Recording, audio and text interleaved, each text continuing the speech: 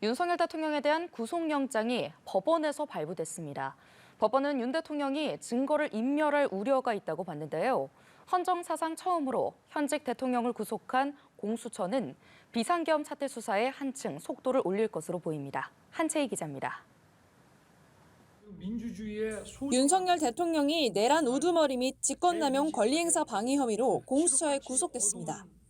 체포에 이어 현직 대통령 구속 역시 헌정사 처음입니다. 서울 서부지방법원은 윤 대통령에 대한 구속영장을 발부하며 증거인멸 우려가 있다고 봤습니다. 구치소 구금 이후 두문불출했던 윤 대통령이 법원의 모습을 드러내 직접 입장을 피력했지만 받아들여지지 않았습니다.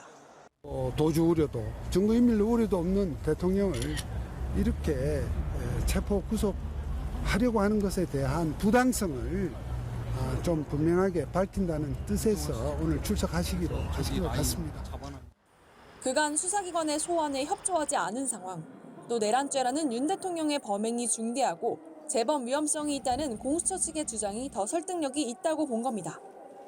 공수처가 윤 대통령의 신병을 확보한 만큼 비상계엄 수사는 탄력을 받을 것으로 보입니다. 윤 대통령이 수사에 협조할지가 관건인데 불응시 공수처는 강제구인이나 옥중조사 등의 대안을 검토할 것으로 보입니다. 공수처는 최근 검찰 특별수사본부로부터 1,500쪽이 넘는 주요 피의자들의 신문 조서 등도 넘겨받았습니다. 윤 대통령이 직접 지시한 내용이 담겨 있어 윤 대통령의 혐의를 다지는 근거로 활용될 것으로 보입니다.